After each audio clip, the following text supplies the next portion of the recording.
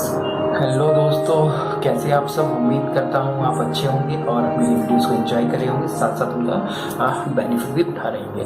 तो दोस्तों, आज जो हम टॉपिक लेने वाले हैं वो है हमारा मेथड ऑफ कुकिंग के बारे में कि खाना बनाने की विभिन्न विधियाँ कौन सी हैं। अगर मैं प्रॉपर हिंदी में बोलना चाहूँगा बताऊँगा। तो इससे पहले शुरू करें, मैं आपसे बोलना चाहूँगा, अगर आपका मेरी वीडियोस इन्फॉर्मेशन लग रही है तो प्लीज़ ज़रूर शेयर कीजिएगा। हो सकता है कि आपका एक छोटा शेयर किसी की ज़िंदगी बदल दे। तो चलिए शुरुआत करते हैं। हम सबसे पहले मैं आपको बताता हूँ कि जब भी हमको एक रेसिपी या एक डिश फॉलो करते हैं, चाहे वो हम टीवी से देख रहे हों, चाहे मैगजीन से देख रहे हों या किसी न्यूज़पेपर से देख रहे हों, तो उसमें कई सारी ऐसी टर्म्स आती हैं जो कि हमें पता ही नहीं है। जैसे कि हम बात करते हैं poaching, steaming, stewing, brazing, baking. तो ये हमारे लिए, जब हम शुरुआत करते हैं खाना बनाने के लिए, एक अटपटी सी नई टर्म होती है जो कि हमारे सर के ऊपर से ही निकल जाती है। इवन जब हम लोग जो कॉलेज स्टूडेंट्स होते हैं, जब वो कॉलेज में जाते हैं तो उनको भी समझ नहीं आता क्या है। तो आज हम सब यही डिस्कस करेंगे। जब भी हम एक रेसिपी बना रहे हैं, मान लीजिए मैं एक टमाटो सूप बना रहा हूँ, तो उसमें कई सारे मेथड ऑफ कुकिंग इन्वॉल्व होती है। अगर एक छोटा सा हम उदाहरण ले लें टमाटो सूप का ही, मैंने अनियन गार्लिक सौते किया, तो उसमें एक मेथड आ गया हमारा सौतेइंग। उसके बाद जब मैं उसमें टमाटोज डालता हूँ, वो फिर से सौते हो रहा है, मैंने उसके अंदर पानी डाला तो वो बॉईल हो रहा है। बाद में जब हमने उसको पीस लिया है या उसको छान लिया है, तो वो भी एक मेथड ऑफ कुकिंग हो जाता है हमारा। ठीक है, तो जो हम उसको छान के रखते हैं वो भी हमारा एक टाइप ऑफ मेथड हो गया। तो अभी अभी जब हम ये सब बातें कर रहे हैं, तो एक ये मैं आपको बताना चाह रहा हूँ। तो अभी मेथड ऑफ कुकिंग, हम किसी भी खाने को हम लोग क्यों पकाते हैं। बेसिकली जब हम खाने को इसलिए पकाते हैं कि ताकि वो और स्वादिष्ट हो जाए, क्योंकि हम किसी भी खाने को रॉ फॉर्म में नहीं खा सकते। हम कच्चा आलू या कच्चा टमाटर हमेशा नहीं खा सकते। तो हम बेसिकली हमें इस खाने को पकाना पड़ता है, जो कि हमारे शरीर की आवश्यकता है। साथ साथ हमें इससे न्यूट्रिशियस वैल्यू भी मिलती है, न्यूट्रिशियस वैल्यू भी हमारे शरीर में आगे बढ़ जाती है। तो हम जो मेथड ऑफ कुकिंग है, इसको हम लोग पहले 3 पार्ट्स में डिवाइड करते हैं। वीडियो के एंड में अपना एक चार्ट भी बना के आपको डाल दूंगा, जो भी चाहे बाद में उसका स्क्रीनशॉट लेके अपने आगे के रेफरेंस के लिए रख सकता है। आज हम जो डिस्कस करेंगे, हमारे इसमें तीन हो गए, 3 मेथड ऑफ कुकिंग के 3 पार्ट हो गए। तो पहला हो गया आपका मॉइस्चर मेथड, जिसमें कि हम लोग पानी इस्तेमाल करते हैं। कोई भी कुकिंग जिसमें हम पानी इस्तेमाल करते हैं तो होती है मॉइस्चर कुकिंग। दूसरा हमारी आपकी जो हम या उसको हम लिक्विड भी कह सकते हैं। दूसरा हमारा हो गया, इसमें हमारी फैट, जो भी जहाँ भी हम लोग तेल या किसी भी वसा का इस्तेमाल करें। तीसरा, जहाँ पे हम दोनों ये चीज़ें नहीं इस्तेमाल कर रहे हैं, जैसे कि हमारा तंदूर हो गया या बेकिंग हो गया, जहाँ पे जो मेथड ऑफ कुकिंग हमारी ड्राई हीट है, सिर्फ जहाँ पे सिर्फ हम एक तापमान या एक टेम्परेचर दे रहे हैं।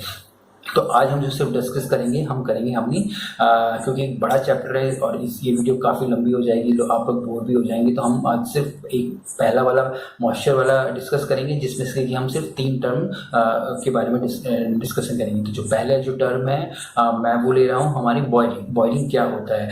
बॉइलिंग तो एक नॉर्मल कॉमन वर्ड है जो सबके आपके लिए, लेकिन जो इसको हम एक प्रॉपर मैं एक टेक्निकल वे में बताना चाहूँगा। तो आप कुछ भी बॉईल कर रहे हैं तो आपको क्या करना है, अपने एक सॉस पैन हो गया या कढ़ाई हो गया, पतीला हो गया, उसमें आपको पानी डालना है। और पानी आपको कितना डालना है, क्योंकि इतना ही डालना है कि जो कि आप उसमें, चाहे आप आलू बॉईल करें हो, टमाटर कुछ भी हो, वो उसमें अच्छे से डूब जाए। आपको ये जरूर ध्यान रखना है। और जो पानी का आपका टेम्परेचर होगा वो होगा 100 डिग्री सेल्सियस, या अगर हम इसको फ़ारेनहाइट में कन्वर्ट करेंगे तो 212 डिग्री फ़ारेनहाइट।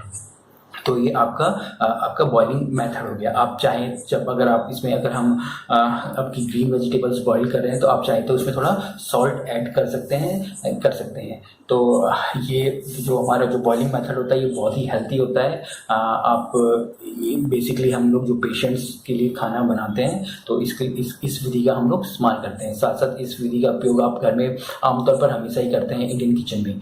तो ये हमने एक ख़त्म करा। दूसरा हमारा जो मेथड ऑफ कुकिंग है, वो है हमारा पोचिंग क्या होता है। पोचिंग, ये वर्ड आपने काफ़ी सुना होगा। Poached egg, poached chicken, poached fish, जो कि अब बहुत ही कॉमन हो गया है कि मुझे पोच एग खाना है।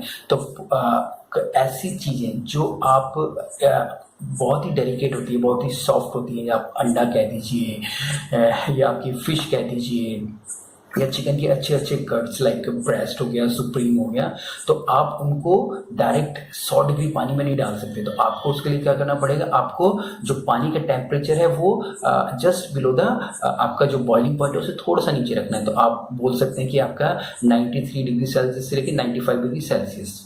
तो इसमें हम जो यूज़ करेंगे, हम थोड़ा सा सॉल्ट डालते हैं। हम अगर हमें पोच एग बनाना है तो हम थोड़ा विनेगर ऐड करते हैं और उसमें हम लोग अंडा तोड़ देते हैं। सेम डेडिकेटेड आपकी जो डेलिकेटेड फिश होती है, वाइट फिश का कोई फिले हो गया, आप उसको पोच करते हैं, या कोई चिकन का पीस हो गया। आप इस पोचिंग जो आपका जो वाटर है, आपको करना क्या है, आपको एक पैन लेना है, आपको अच्छा पानी भरना है, इतना पानी भरना है कि जो भी कुछ आप आइटम उसमें डालें वो अच्छे से उसमें डूब जाए। आपको इसको कवर नहीं करना है। तो आपको ये चीज़ ध्यान रखनी है। अगर आप फिश पोच कर रहे हैं तो आप उसमें थोड़ी एरोमेटिक हर्ब्स डाल सकते हैं, अनियन, सेलरी वगैरह डाल सकते हैं, जिससे कि आपकी जो भी उसकी अंदर की जो खुशबू है, फ्लेवर है, वो सारा आपके मेन आपके आइटम में चले जाए। तो ये मैंने 2 टर्म डिस्कस कर ली। तीसरा हम बॉइलिंग, पोचिंग, और तीसरा हम डिस्कस करेंगे हमारा स्टीमिंग भी कॉमन वर्ड है जो आप लोग जिसको सुनते हैं, या मैं हिंदी में बोल दूँ भाप।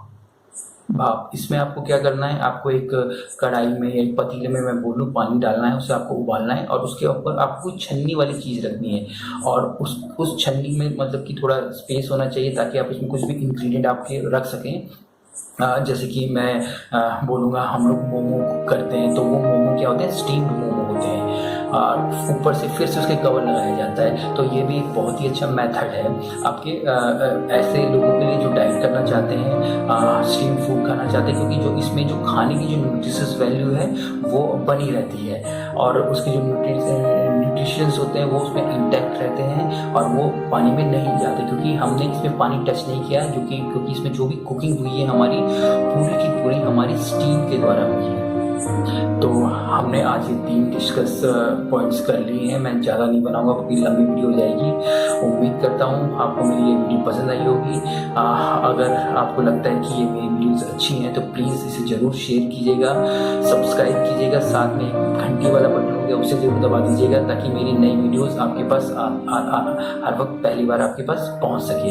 तो दोस्तों, इसी उम्मीद के साथ फिर से मिलेंगे एक नए टॉपिक के साथ। इसी थ्योरी ऑफ कुकिंग को हम लोग कंटिन्यू करेंगे। जब तक के लिए जय हिंद, गुड बाय।